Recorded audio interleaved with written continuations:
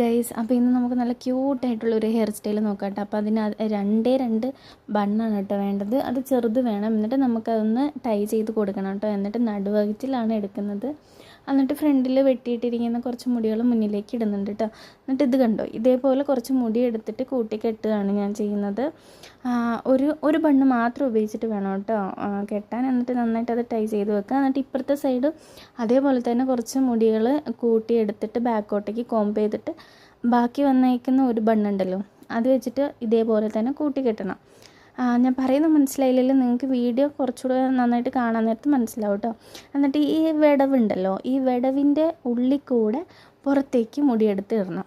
അങ്ങനെ രണ്ട് സൈഡിലുള്ള മുടിയും ഉള്ളിൽ കൂടെ പുറത്തേക്ക് എടുത്തിടണം കേട്ടോ. എന്നിട്ട് അതൊന്ന് അഡ്ജസ്റ്റ് ചെയ്ത് വെച്ചാൽ മതി. പിന്നെ എൻ്റെ കുറച്ച് ലോങ് ഹെയർ ആയതുകൊണ്ട് തന്നെ ചെറിയൊരു ബുദ്ധിമുട്ടുണ്ടായിരുന്നു. നല്ല ക്യൂട്ടായിട്ടുള്ള ഹെയർ സ്റ്റൈലാണ് കേട്ടോ. അപ്പോൾ എന്തായാലും നിങ്ങളൊന്ന് ട്രൈ ചെയ്ത് നോക്കണം.